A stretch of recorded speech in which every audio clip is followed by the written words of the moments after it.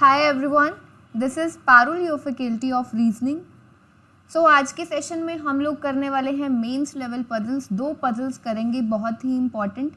एक जो हमारा क्वेश्चन रहेगा वो है ट्रिपल रो बेस्ड क्वेश्चन, यानी कि 3 रोज आपको दी गई होंगी, उसके बेस्ड पर आपको कुछ कंडीशंस, कुछ इन्फॉर्मेशन दिया होगा तो वो सॉल्व करना होगा। और एक और क्वेश्चन करेंगे बहुत ही इम्पॉर्टेंट सा और थोड़ा सा एक यूनिक सा टाइप है, जिसमें आपको लेटर्स और नंबर्स, ये दोनों चीज़ें मिलेंगी और लेटर्स और नंबर्स का यूज़ करके वो एक पजल बनाई गई है, वो पजल आपको सॉल्व करनी है।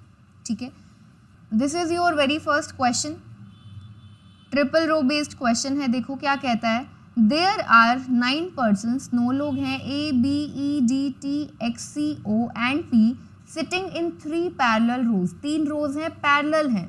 ठीक है, facing the north direction in such a way that there is an equal distance between adjacent persons। adjacent persons में जो distance है वो क्या है, बिल्कुल बराबर बराबर है। 9 लोग हैं, ठीक है, इन 9 लोगों को बिठाया गया है कैसे, 3 पैरेलल रोज में बिठाया गया है, नॉर्थ फेसिंग है ये सभी लोग। ठीक है, ईच रो कंटेन्स 3 पोजीशंस, हर एक रो में 3 पोजीशंस हैं। इसका मतलब कि 9 लोगों को किस तरीके से प्लेस किया गया है, जो आपके पास 3 रोज हैं पैरेलल, तो वहाँ पर एक रो में 3 लोग, दूसरी रो में 3 लोग, तीसरी रो में भी 3 लोग, तो इस तरीके से 9 पर्सन्स का अरेंजमेंट बनाना है आपको। आगे देखो, उसने एक वेरिएबल दे रहा है वो आपको साथ में, दे स्पीक डिफरेंट लैंग्वेजेस, सभी अलग अलग लैंग्वेजेस बोलते हैं। लैंग्वेजेस उसने आपको दी हैं इंग्लिश, मराठी, तेलुगु, पंजाबी, संस्कृत, उर्दू, हिंदी, सिंधी एंड गुजराती। ठीक है, कहता है आगे, row 2 is just ahead of row 3 and just behind of row 1। अब एक चीज देखो, यहाँ पे अहेड और बिहाइंड का क्या मतलब है, इसको समझने में शायद, देखो ये तो हमें एक नॉर्मल पता है कि जनरली जब हम क्वेश्चंस को सॉल्व करते हैं तो रो 1 यहाँ पर आता है, 2 यहाँ पर आता है, 3 यहाँ पर आता है, हम जनरली इसी तरीके से सॉल्व करते हैं। ठीक है, पर अब यहाँ पर वो क्या कर रहा है, अहेड बिहाइंड यूज कर रहा है। ठीक है, कोई बात नहीं। अब उसने बोला क्या है, देखो रो 2 is just ahead of row 3, जो रो 2 है वो जस्ट आगे है रो 3 के और बिहाइंड ऑफ रो 1, रो 1 के जस्ट पीछे है। ठीक है, अभी हम ऐसा सोच रहे हैं, आगे वो देखते हैं। देखो उसने आगे नोट में आपको दिया है कि अहेड और बिहाइंड का मतलब कैसे होगा, हम वो चेक करते हैं अभी। All the data is not necessarily in the same order. ठीक है, अभी हमारे अकॉर्डिंग, क्योंकि हम जो जनरली सॉल्व करते हैं वो 1 2 3 इस तरीके से लेके करते हैं, तो उसके हिसाब से जो इसने बोला है रो 2 इज अहेड ऑफ रो 2, 3 के आगे है, बिल्कुल अहेड है, तो इस तरीके से, और रो 1 के पीछे है बिहाइंड, यानी कि बिहाइंड वाले को हम इस तरीके से नोट कर रहे हैं अभी, और अहेड वाले को इस तरीके से, यानी कि जो रो 1 है वो क्या है, रो 2 के अहेड है, और जो रो 3 है वो रो 2 के बिहाइंड है। ठीक है, कहता है if P sits extreme left end of the row 1 and just ahead of Q, P जो है वो कहाँ पर बैठता है, sits extreme left end of the row 1, मान लो। ठीक है, वो कहता है कि अगर P जो है वो लेफ्ट एंड पर बैठता है रो 1 के, रो 1 में 3 लोग हैं, तो P अगर मान लो यहाँ पर आता है एक्सट्रीम लेफ्ट एंड पर, ठीक है, and sits just ahead of Q। अभी देखो हमने अहेड को किस तरीके से नोट किया, अहेड का मतलब है आगे। ठीक है, तो यानी कि Q कहाँ पर आएगा, उसने कहा है कि जस्ट अहेड ऑफ Q, तो यानी कि Q यहाँ पर आना चाहिए। ठीक है, आगे बता भी रहा है कि हम जैसा सोच रहे हैं, हमने अहेड को इस तरीके से लिया ना, हमने अपवर्ड डायरेक्शन में एरो लगाया है। ठीक है, तो P अहेड है, P आगे है Q से, तो P देखो हमने अपवर्ड डायरेक्शन के अकॉर्डिंग P यहाँ होना चाहिए। अब देखते हैं कि हमने जो बनाया है 1 2 3 क्या वो सही है। It means also Q sits at the extreme left end of the row 2 and so on. बिल्कुल सही है, उसने कहा है जो Q है वो एक्सट्रीम लेफ्ट एंड पर है रो 2 के, ये सही है। यानी कि हम लोग जो सोच रहे हैं कि अहेड का मतलब है रो 1 अहेड है रो 2 के, और रो 3 जो है वो रो 2 के बिहाइंड है, पीछे है। ठीक है, तो हम लोग समझ गए कि अहेड का मतलब है हमारा जो भी पर्सन अहेड होगा वो कहाँ होगा, नॉर्थ डायरेक्शन की तरफ होगा उस पर्सन के, और जो भी पर्सन बिहाइंड होगा वो साउथ डायरेक्शन में होगा उस पर्सन के रिस्पेक्ट में। ठीक है, तो देखो इतना तो हमारा क्वेश्चन किस चीज का था, इतना तो हमारा क्वेश्चन था सिर्फ और सिर्फ पढ़ने वाला। ठीक है, कि हाँ क्या क्या चीज़ें उसने बोली हैं, 9 पर्सन्स हैं, 3 रोज हैं, पैरेलल रोज हैं, 3 रोज में 3 पोजीशंस हैं, इस तरीके से। अब आगे वो क्वेश्चन स्टार्ट कर रहा है, तो क्वेश्चन को स्टार्ट करने से पहले हम लोग क्या करते हैं, अपना अरेंजमेंट बनाते हैं, ठीक है, रो 1, रो 2, रो 3 का। तो हमारे पास है रो 1, रो 2 एंड रो 3 इसी तरीके से हैं, क्योंकि उसने बोला रो 2 जो है वो कहाँ पर है, रो 2 जो है वो रो 3 के अहेड है और रो 1 के बिहाइंड है, ठीक है। तो 3 पोजीशंस यहाँ पर है, ठीक है। आगे देखते हैं, the person who speaks Punjabi sits to the immediate left of the person who speaks Sanskrit.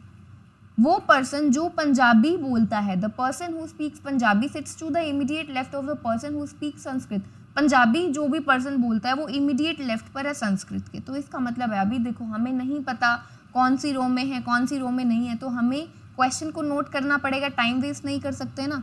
तो पंजाबी स्पीकिंग पर्सन जो है वो कहाँ पर है, पंजाबी स्पीकिंग पर्सन जो है वो संस्कृत के जस्ट लेफ्ट पर है, यानी कि दोनों आएंगे सेम रो में, ठीक है, दोनों आएंगे बिल्कुल सेम रो में, और संस्कृत के इमीडिएट लेफ्ट पर पंजाबी स्पीकिंग पर्सन है, ठीक है।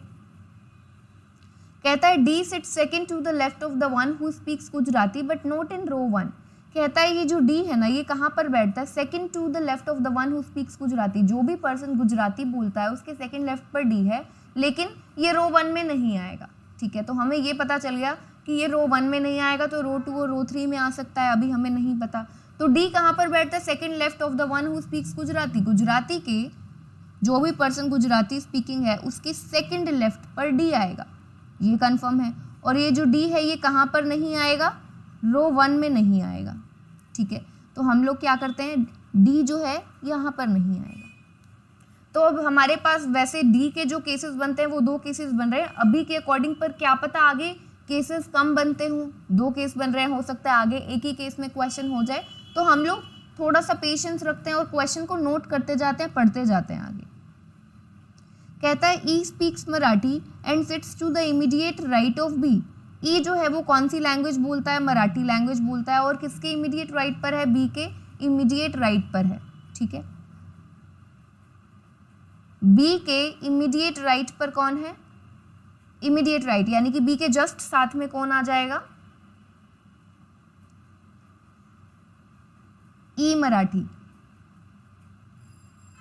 ई जो मराठी बोलता है, ठीक है, वो इस तरह से आएगा बी के इमीडिएट राइट पर।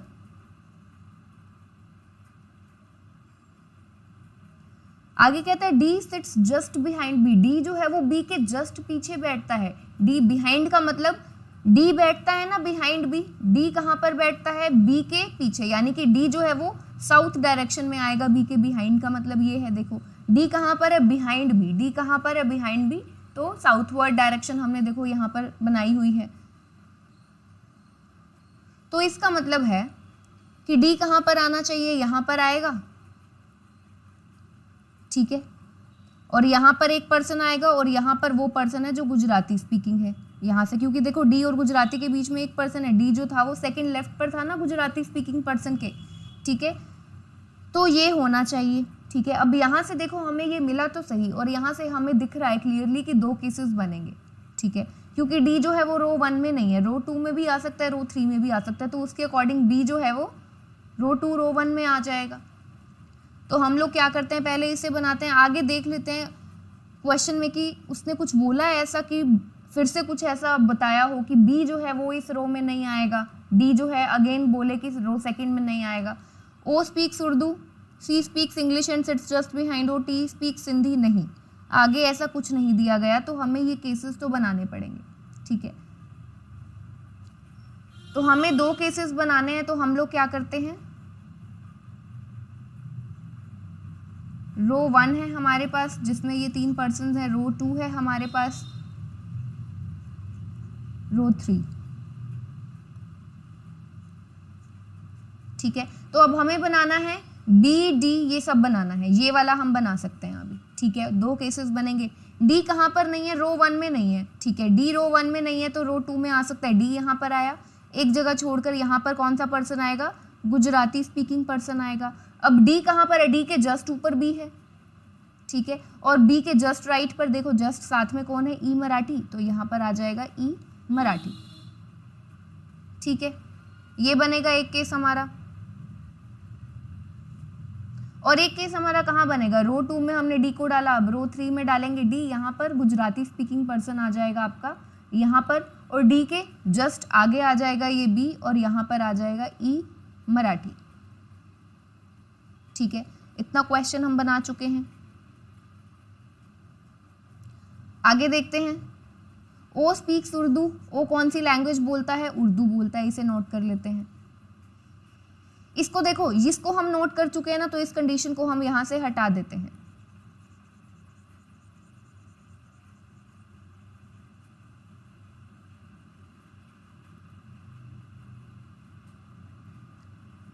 कहता है C speaks English and sits just behind O. C क्या बोलता है, सी बोलता है इंग्लिश लैंग्वेज और ओ के जस्ट पीछे है।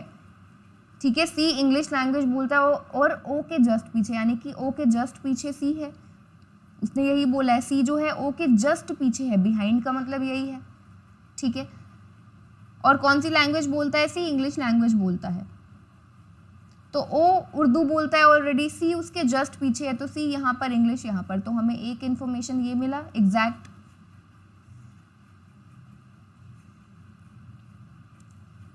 कहता है T speaks Sindhi and sits to the immediate left of x.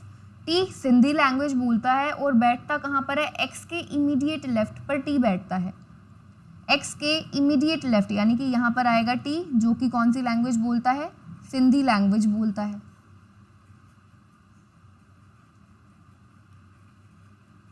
बस एक दो लाइन्स ही रहती है हमारे इसकी, तो वो नोट कर लेते हैं। The person who speaks Telugu sits just ahead of the one who speaks Hindi. जो पर्सन तेलुगु बोलता है वो जस्ट आगे है किसके, जो पर्सन हिंदी बोलता है। अहेड का मतलब नॉर्थवर्ड डायरेक्शन। कौन अहेड है, जो पर्सन तेलुगु बोलता है, तो तेलुगु वाला पर्सन नॉर्थ डायरेक्शन में होगा। जस्ट अहेड बोला यानी कि जस्ट अहेड यानी कि यहाँ पर आएगा हिंदी, इसके जस्ट नीचे हिंदी आ जाएगा। तेलुगु के जस्ट नीचे हिंदी, ये हमने नोट कर लिया। कहता है A does not speak Sanskrit. A Sanskrit language नहीं बोलता है। ए जो है वो संस्कृत लैंग्वेज नहीं बोलता है। तो यहाँ पर हम पूरा का पूरा क्वेश्चन तो नोट कर चुके हैं, अब करना है हमें आगे क्वेश्चन को सॉल्व। ठीक है, अब देखो, अब हम यहाँ से क्वेश्चन को, हमारे पास देखो पंजाबी, संस्कृत, इसको हम नोट कर चुके हैं, डी और गुजराती इसे नोट कर चुके हैं, हटा देते हैं।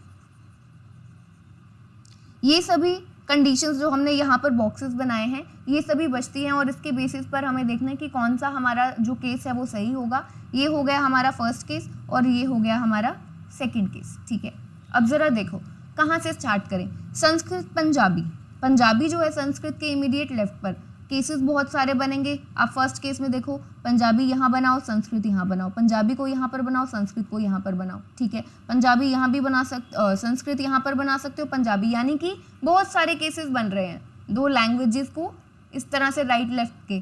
तो यानी कि यहाँ से अभी इस कंडीशन को नहीं उठाना चाहिए। देखो यहाँ पर ये वाली कंडीशन देखो, ओ और सी, ओ उर्दू और सी इंग्लिश। अब आपको ऊपर नीचे दो एडजेसेंट प्लेसेस ऐसे चाहिए जिसका पर्सन भी वैकेंट हो, ओ और सी। ठीक है, और उनकी लैंग्वेजेस भी वैकेंट हो, इसको हम बना सकते हैं। ठीक है, देखो जैसे कि अगर हम फर्स्ट केस में देखें तो ओ उर्दू, नीचे देखो स्पेस नहीं है सी इंग्लिश का, यहाँ पर नहीं आ सकता। ओ उर्दू सी इंग्लिश सिर्फ और सिर्फ यहाँ पर आ सकता है, यहाँ पर भी नहीं आ सकता, क्योंकि हमें क्या चाहिए, ऊपर नीचे चाहिए। ऊपर नीचे एडजेसेंट प्लेसेस चाहिए खाली, पूरे की पूरी तरह से खाली। ये नहीं कि यहाँ पर गुजराती है, पर्सन का स्पेस वैकेंट है, पर लैंग्वेज का भी चाहिए हमें, पर्सन लैंग्वेज दोनों ही चीज़ें वैकेंट चाहिए। तो एक ही केस बन रहा है, ओ उर्दू आएगा आपका यहाँ पर और सी इंग्लिश आएगा आपका यहाँ पर। किस केस के अकॉर्डिंग, फर्स्ट केस के अकॉर्डिंग। आप देख लो और कोई केस नहीं बनता है। सेकेंड केस में सिमिलरली देखो, आप ना तो ओ को यहाँ पर प्लेस कर सकते हो ना यहाँ पर, सिर्फ और सिर्फ यहाँ पर प्लेस कर सकते हो। ओ यहाँ पर आएगा उर्दू और सी इंग्लिश उसके नीचे, और कहीं पर नहीं आ सकता है। चाहो तो देख लो, देखो।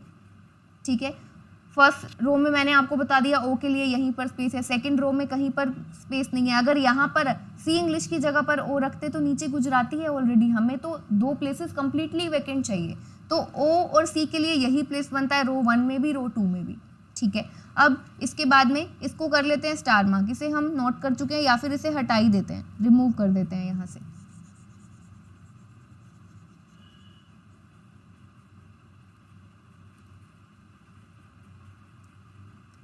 अब आगे देखते हैं कि कौन सी कंडीशन को हम यहाँ पर उठा सकते हैं।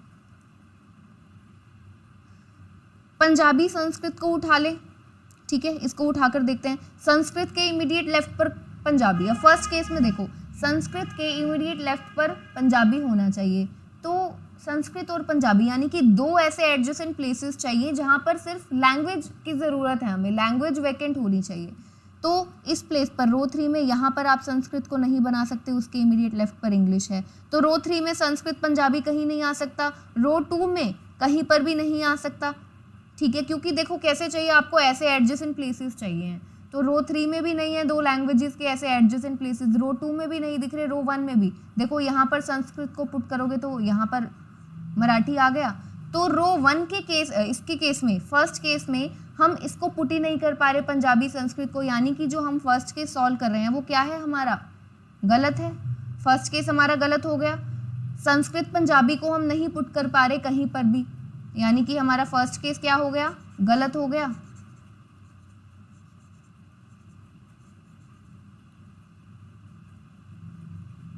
अब हम देखते हैं हमारा सेकंड केस। अब फर्स्ट केस गलत है तो सही तो हमारा सेकंड केस ही होना चाहिए ना, ठीक है। तो पंजाबी और संस्कृत हमें चाहिए, दो ऐसे एडजेसेंट प्लेसेस चाहिए, तो देखो रो 3 में हमें दो एडजेसेंट प्लेसेस मिले यहाँ पर, ठीक है। रो 2 में दो एडजेसेंट प्लेसेस नहीं मिले लैंग्वेजेस के, रो 1 में मिले, ठीक है, रो 1 में भी तो ये जगह है, तो संस्कृत और पंजाबी के दो केसेस मिल रहे हैं हमें सेकंड केस में, ठीक है। अब ये देखो आप पे डिपेंड करता है, अगर आप चाहते हो कि नीट एंड क्लीन आपसे कोई भी गलती ना हो तो आप दो केसेस बना के कर सकते हो, या फिर अगर आप एक सिंगल में करना चाहते हो तो सिंगल में बनाकर भी कर सकते हो, ठीक है। अब या फिर इस क्वेश्चन को देखो, क्या आप दिमाग से कर सकते हो, दिमाग लगाकर थोड़ा सा दिमाग में सोच के कि अगर आप संस्कृत को यहाँ पर पुट करो और यहाँ पर पुट करो तो आपका क्वेश्चन जो है वो हो जाएगा। अब जरा देखो आपको क्या चाहिए, जितनी कंडीशंस बचती है ना एक बार पहले उसको देख लो। तेलुगु और हिंदी, तेलुगु और हिंदी को हम देखो कहीं पर प्लेस कर सकते हैं, नहीं, तेलुगु हिंदी के लिए भी बहुत सारे केसेस बनेंगे, यहाँ से भी नहीं कर सकते। उसने बोला ए को ना संस्कृत लैंग्वेज नहीं पसंद, ए को संस्कृत लैंग्वेज नहीं पसंद, ठीक है, और एक्स के इमीडिएट लेफ्ट पर कौन आएगा, ये टी सिंधी आएगा। इसको देखते हैं प्लेस करके। देखो यहाँ पर रो 3 में एक्स यहाँ पर आ सकता है, टी सिंधी यहाँ पर आ सकता है, ठीक है, एक केस ही बनता है। सिमिलरली रो 1 में भी एक्स यहाँ पर आ सकता है और टी सिंधी यहाँ आ सकता है, तो दो केसेस तो हमारे दोनों ही, पंजाबी संस्कृत से भी हमारे आगे फर्दर दो केसेस बन रहे हैं और एक्स टी सिंधी से भी हमारे पास आगे फर्दर दो केसेस बन रहे हैं, ठीक है। तो अब कोई भी एक रैंडमली केस उठा लो, ठीक है, कोई भी एक रैंडमली ऐसे ही उठा लो कि आपको कहाँ पर पुट करना है। मान लो हमने एक्स को यहाँ पर उठाया, ठीक है, यहाँ पर एक्स है और टी सिंधी हम लोग ले रहे हैं यहाँ पर।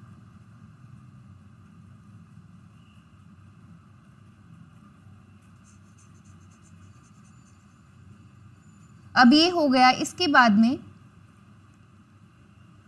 हमारा बचता है एक्स के इमीडिएट लेफ्ट पर टी सिंधी, तो ये हो गया, ये बना चुके हैं। पंजाबी संस्कृत बचता है, तो संस्कृत के इमीडिएट लेफ्ट पर पंजाबी, दो एडजेसेंट प्लेसेस सिर्फ रो 1 में दिख रहे हैं हमें, सिर्फ यहाँ पर दिख रहे हैं, तो संस्कृत कहाँ पर आएगा, यहाँ पर आएगा, और पंजाबी कहाँ पर आ जाएगा, उसके इमीडिएट लेफ्ट पर यहाँ पर आ जाएगा, ठीक है, ये बना लिया। अब यहाँ पर एक चीज देखो, BECODTX रो 1 2 3 में सिर्फ पंजाबी संस्कृत के पर्सन्स का नाम नहीं पता, बाकी सबके पर्सन्स का नाम पता है, ठीक है, बाकी सभी के पर्सन्स का नाम पता है हमें। तो अब यहाँ पर हमें पता है कि संस्कृत को हमने ए नहीं देना, तो ए यहाँ पर आ जाएगा, ठीक है, यहाँ पर आ जाएगा। और जो आपका ये बचता है तेलुगु के नीचे हिंदी होना चाहिए, तो वो BOD यहाँ पर जाएगा, और तो कहीं पर देखो बाकी जितने भी पर्सन्स है ना, ए पंजाबी संस्कृत उर्दू इंग्लिश गुजराती टी सिंधी ई मराठी, तो यहाँ पर सभी पर्सन्स का जो लैंग्वेज है वो भी हम यहाँ पर मेंशन कर चुके हैं, सिर्फ BOD बचता है, तो ये कंफर्म हो गया, तेलुगु यहाँ पर आएगा और हिंदी यहाँ पर आएगा। तो क्वेश्चन हमारा बिल्कुल सही हो गया, जो भी पर्सन बचता है यहाँ पर संस्कृत के पास वो आ जाएगा, क्योंकि A B C D E O T X को हम बना चुके हैं। जो भी पर्सन बचता है, कौन सा पर्सन बचता है देखते हैं। ए हो चुका है, बी हो चुका है, ई डी टी एक्स सी ओ पी, ओ भी हो चुका है, ओ उर्दू स्पीकिंग था। पी बचता है शायद, देखते हैं एक बार कंफर्म करते हैं। हाँ, पी को हमने प्लेस नहीं किया है यहाँ पर, तो पी संस्कृत स्पीकिंग है। ठीक है, तो एक क्वेश्चन हो गया यहाँ पर कंप्लीट, यानी कि एक्स और टी सिंधी ने यहाँ पर आना था। अगर आप एक्स और टी सिंधी को यहाँ पर बनाते, ठीक है, दूसरा केस उठाते तो वो गलत हो जाता। ठीक है, वो कहीं ना कहीं गलत हो जाता। अब क्योंकि अब हम वो वाला केस ऑलरेडी हमने पहले ये वाला केस उठाया, तो आप वो खुद से करके देख सकते हैं। ठीक है, आप खुद से वो दूसरा केस उठाकर देख सकते हैं, वो गलत हो जाएगा। और देखो ये तो क्या है, पेपर में कुछ भी हो सकता है आपने पहले ये वाला केस उठाया तो आपका जल्दी हो जाता, अगर आप दूसरा केस उठाते तो फिर उसमें थोड़ा सा देखने में टाइम लग जाता। ठीक है, और थोड़ी सी क्या चीज़ें होती है कि अपने ये हैबिट डालो, बहुत ज़्यादा जब प्रैक्टिस करते हैं ना तो ये चीज़ समझ में आ जाती है कि आपको कहाँ पर पुट करना चाहिए। अगर आप XT को यहाँ पर पुट करोगे तो संस्कृत के लिए, इसमें देखो एक ये चीज़ भी थी, यहाँ पर X और T को पुट करने का ये रीज़न था, अगर X और T को यहाँ पर पुट करते तो संस्कृत पंजाबी यहाँ पर आता, और संस्कृत पंजाबी अगर एक ऐसी जगह पर आया, देखो A और P दोनों ही यहाँ पर क्या थे, मेंशन नहीं थे पहले। ठीक है, A और P दोनों ही यहाँ पर पहले मेंशन नहीं थे, इसीलिए X और T को यहाँ पर पुट किया कि जब हम पंजाबी संस्कृत को पुट करेंगे ना तो हमारे पास ऑप्शन होगा, क्योंकि देखो उसने बोला ए को संस्कृत नहीं पसंद, यहाँ से इस क्वेश्चन का मेन सॉल्व होना था। ठीक है, तो यहाँ से पता चलता है कि एक्स और टी को आपने यहाँ पर प्लेस करना है, तो जब आप पंजाबी संस्कृत को ऊपर प्लेस करते तो संस्कृत के लिए आपके पास ऑप्शन होता कि आप ए उसे ना दें। ठीक है, अगर आप एक्स और टी को यहाँ पर पुट करते तो पंजाबी संस्कृत नीचे आता और फिर ए का कुछ गड़बड़ होता। ठीक है, तो इस तरीके से ये किस तरीके से सीखते हैं, जब आप बहुत ज़्यादा प्रैक्टिस करते हैं तो आपको समझ में आने लग जाता है कि क्वेश्चन की कौन सी कंडीशन को उठाएं कि हमें आगे फर्दर ज़्यादा केसेस ना बनाने पड़े। तो ये था आपका क्वेश्चन आज का। आई होप आप सभी को समझ में आया होगा। कुछ क्वेश्चंस आंसर करते हैं इसके बेसिस पर।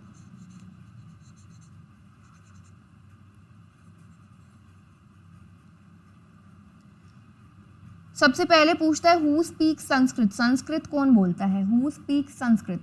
संस्कृत लैंग्वेज बोलने वाला ये कौन सा पर्सन है, ये पी पर्सन है। ठीक है, संस्कृत लैंग्वेज बोलने वाला पी पर्सन है, तो जिस ऑप्शन में आपको पी मिलेगा आप उसे टिक करेंगे। नेक्स्ट में पूछता है what is the position of A with respect to O, A की पोजीशन पूछ रहा है आपसे with respect to O, A की पोजीशन पूछ रहा है with respect to O. A यहाँ पर है, देखो रो 1 में ए दिखा, ओ यहाँ पर है, तो ओ के रिस्पेक्ट में ए की पोजीशन क्या है, सेकंड लेफ्ट है। ओ के रिस्पेक्ट में ए की पोजीशन क्या हुई, सभी के सभी नॉर्थ फेसिंग है, सेकंड लेफ्ट हुई। तो जिस ऑप्शन में आपको मिलेगा सेकंड लेफ्ट, उससे आप क्या करेंगे, टिक करेंगे। नेक्स्ट में पूछता है C is exactly ahead of which person, C exactly आगे है, किसके आगे है, यानी कि सी के जस्ट पीछे वाले पर्सन का आपने नाम बताना है। सी किसके आगे है, देखो अहेड का मतलब था ये और बिहाइंड का मतलब था जो नीचे वाला पर्सन होगा। ठीक है, तो उसने पूछा सी किसके आगे है, सी किसके आगे है, इस पर्सन के आगे है, तो देखो सी के जस्ट पीछे कौन है, सी के जस्ट पीछे है ये एक्स जो कि गुजराती लैंग्वेज बोलता है, तो वहाँ पर अगर आपको ऑप्शन में मिले एक्स तो उसे टिक करेंगे, अगर वो बोले the one who speaks Gujarati तो उसे टिक करेंगे। ठीक है, सो ये था हमारा ट्रिपल रो बेस्ड क्वेश्चन। इसके बाद में हम लोग एक और बहुत इंपॉर्टेंट क्वेश्चन करने वाले हैं। This is your question in front of you. 20 consecutive numbers are written starting from 22 from top to bottom. क्या कहता है, 20 कंसेक्यूटिव नंबर्स आपको लिखने हैं, नंबर्स लिखने हैं, 20 कंसेक्यूटिव नंबर्स आपको लिखने हैं स्टार्टिंग फ्रॉम 22 से स्टार्ट करना है, यानी कि 22, 23, 24 इस तरीके से आपको 20 कंसेक्यूटिव नंबर्स लिखने हैं फ्रॉम टॉप टू बॉटम, ऊपर से लेके नीचे तक, टॉप से बॉटम 22, 23, 24 इस तरीके से लिखना है। ठीक है, तो हम सबसे पहले इसे बनाते हैं, हमें समझ में आ गया। देखो इस क्वेश्चन में सिर्फ और सिर्फ ये क्वेश्चन बहुत आसान है। ठीक है, ये क्वेश्चन बहुत ही आसान है, ज़रूरी नहीं कि आपको एक क्वेश्चन 5 नंबर का मिले, या फिर हो सकता है ये जो क्वेश्चन है आसान क्वेश्चन है, आपको कम नंबर में मिल सकता है, पर इस क्वेश्चन को अटेम्प्ट करने के लिए थोड़ा सा बस ये है कि वो जैसे जैसे बोल रहे हैं आपको वैसा वैसा करता जाना है। अब जैसे कि उसने बोला 20 कंसेक्यूटिव नंबर्स आपको लिखने हैं, 22 से स्टार्ट करना है टॉप से बॉटम। ठीक है, 22 से स्टार्ट करते हैं, 22, 23, 24, 25, 26, 27, 28, 29,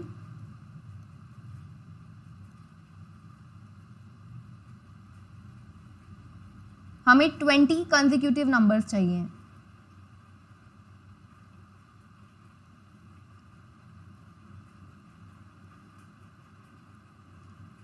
हो गई 20 नंबर्स। देखो 22 से 41 तक, याद रखना 22 से 41 तक 20 नंबर्स होंगे, 22 से 42 तक नहीं होंगे, तो वो 21 कंसेक्यूटिव नंबर्स हो जाएंगे। ठीक है, तो ये हो गए, देख लो 1 2 3 4 5 6 7 8 9 10 11 12 13 14 15 16 17 18 19 20। ठीक है, तो ये हो गए हमारे पास 20 नंबर्स, ये हमने नोट कर लिया है।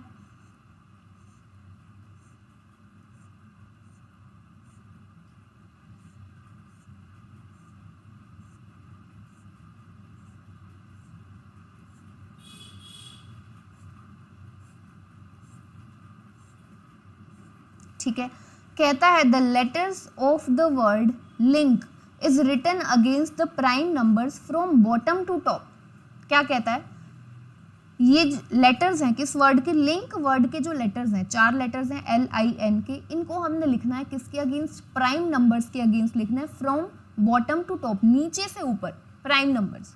ठीक है, नीचे से ऊपर प्राइम नंबर्स पर आपको लिखना है, such that L is written first followed by I and so on, यानी कि सबसे पहले L को लिखना है, फिर I को लिखना है, फिर नीचे से स्टार्ट करना है प्राइम नंबर्स के अगेंस्ट, यानी कि पहले 4 जो प्राइम नंबर्स आपको नीचे से मिलेंगे ऊपर तक, नीचे से ऊपर तक पहले 4 जो आपको प्राइम नंबर्स मिलेंगे उस पर हमने LIN के एक एक करके लिखना है। ठीक है, तो सबसे पहले देखो 41 क्या है आपका, 41 जो है वो क्या है आपका, प्राइम नंबर है।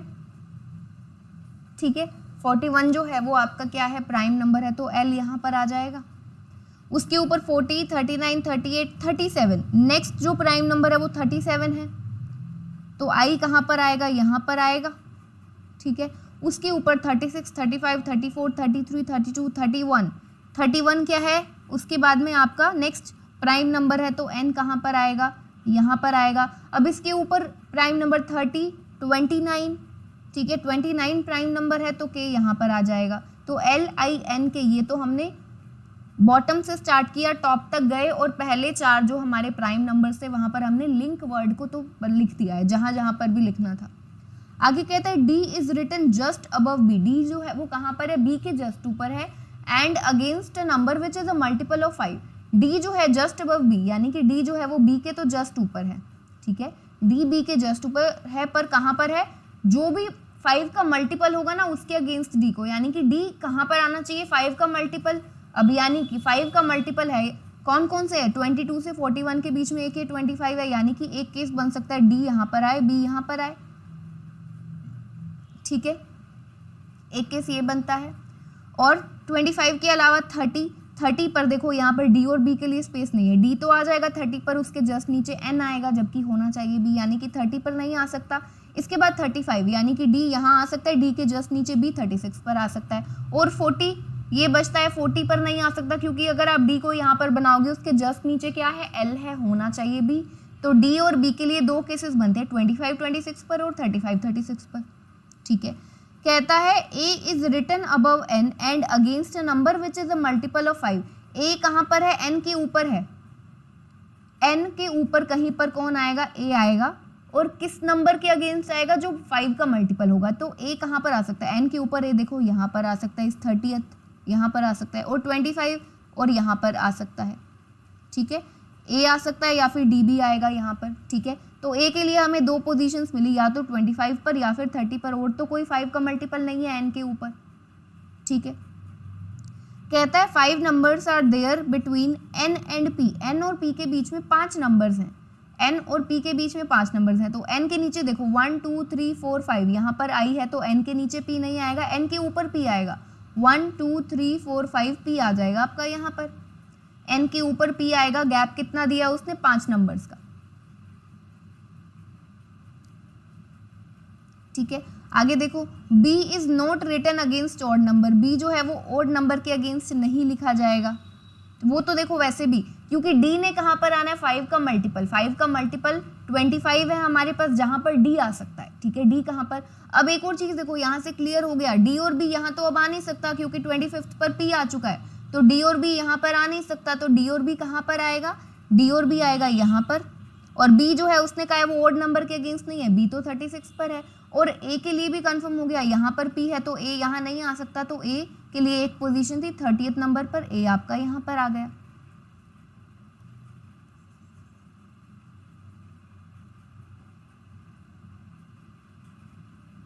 इतना क्वेश्चन देखो, क्वेश्चन कितना आसान है, वो जैसा जैसा बोलता जा रहा है वैसा वैसा आपको करना है, बिल्कुल भी डिफिकल्ट क्वेश्चन नहीं है। ऐसा क्वेश्चन आपको मिलता है पेपर में, यस पर बहुत कम नंबर का, 2 नंबर का आपको एक क्वेश्चन पूछ लेगा, इस तरीके से कुछ पूछ लेगा, ठीक है।